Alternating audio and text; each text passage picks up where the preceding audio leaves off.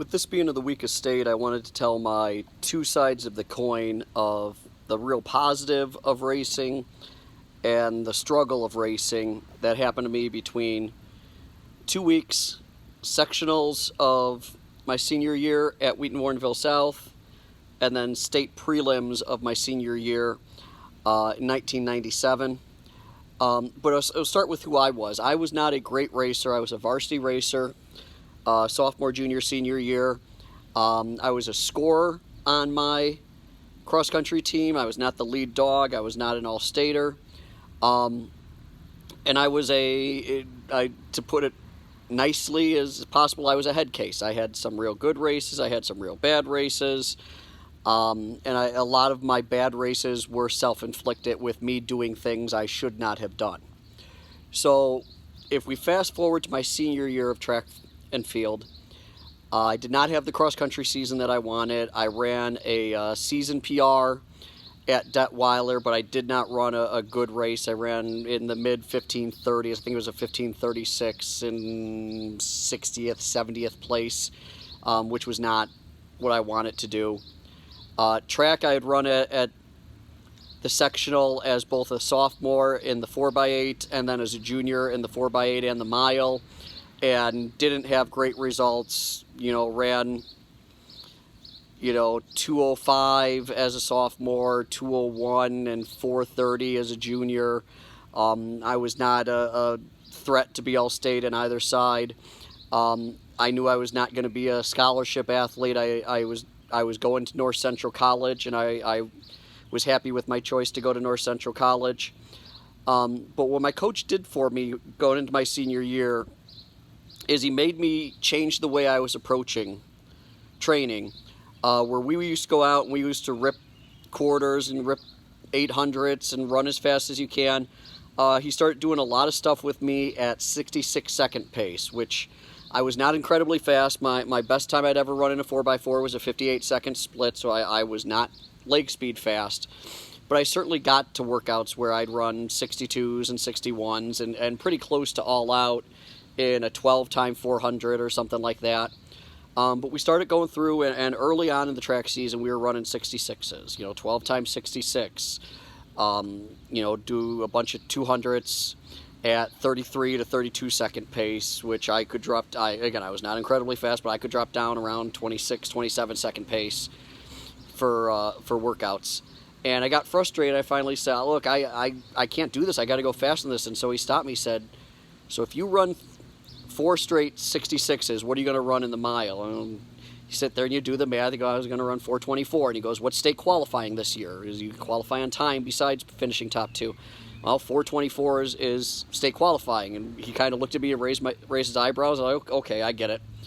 And, we go throughout the course of the year, and I would do the same stupid stuff I'd do. I'd be sitting right on pace, and then I'd drop a 62 in the third quarter, and I'd come flailing in, or I'd open up and something stupid like that, and then I couldn't hit the pace. And so I walked into sectionals in a very good field in 1997. Jesse Barnes was back from Batavia. He was a returning all-stater. There were 2 guys from Lake Park, Mueller being one of them, who were returning state qualifiers. There was a good runner from Wheaton-Warrenville South. And I had told one of my good friends, I said, look, don't tell me anything about what's going on. Just tell me on pace, faster than pace, or slower than pace, 66 second. And we got in, and a couple of those guys were doubling back, and I tucked in around 6th, 7th, 8th place in the first quarter, and I come by 500, and my friend yells, you're spot on, and I had run 66. And we come by the 900, and he yells, you're spot on, and I'd gone through at 212. And we come by at the 15 or the 1300, and he yells, it doesn't matter, go, go, go, go, go.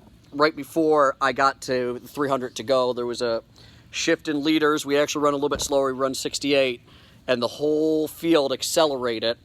And I flow in. I find myself in the 6th spot, and I'm just following Jesse Barnes, who's been a state qualifier the year before, and I just match his acceleration.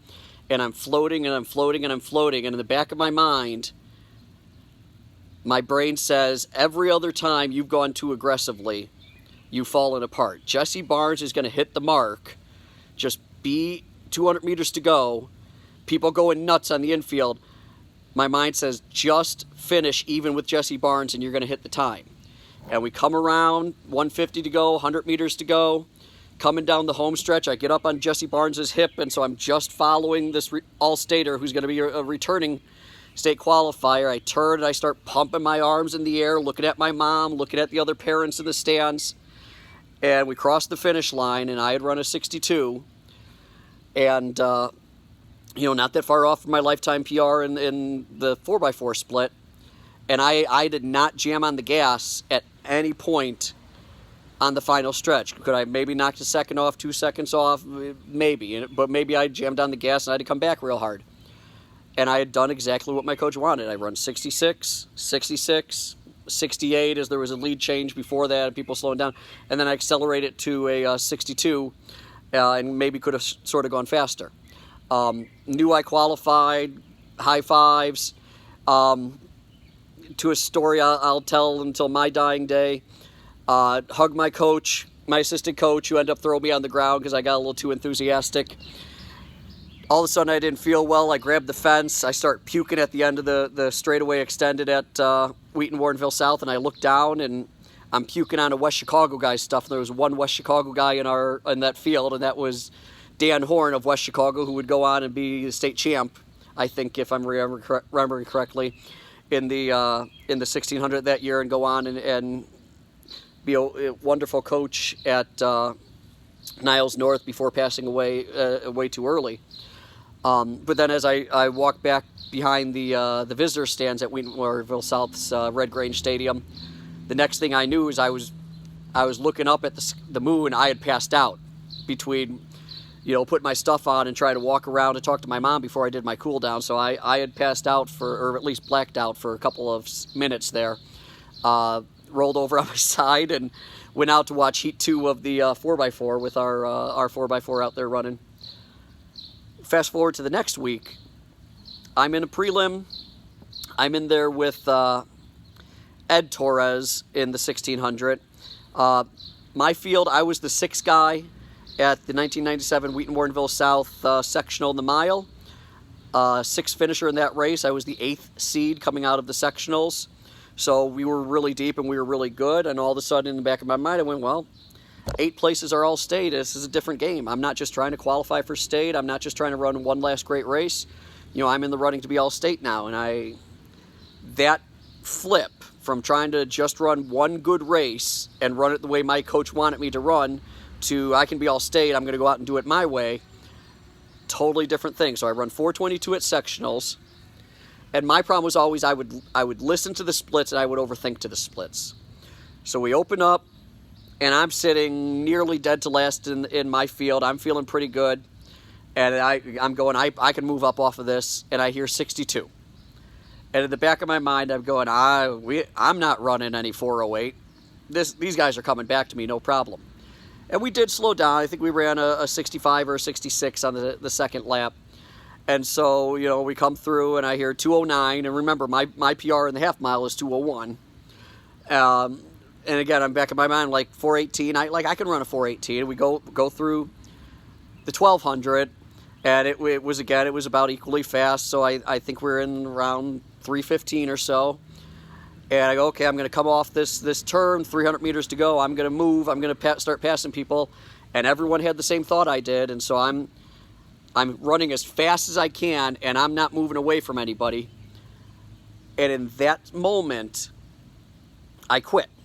In my back of my mind, I'm not going to advance to finals. I'm not going to be all state. About 300 to 250 meters left. I very vividly remember untucking my shirt and starting to jog. And so I stopped engaging. I stopped racing. I stopped trying to pass people. I thought I was going to come in at 5:20, 5:30, like I'm just jogging in. And I ended up running 4:39 for as bad as the last 250 to 300 meters was.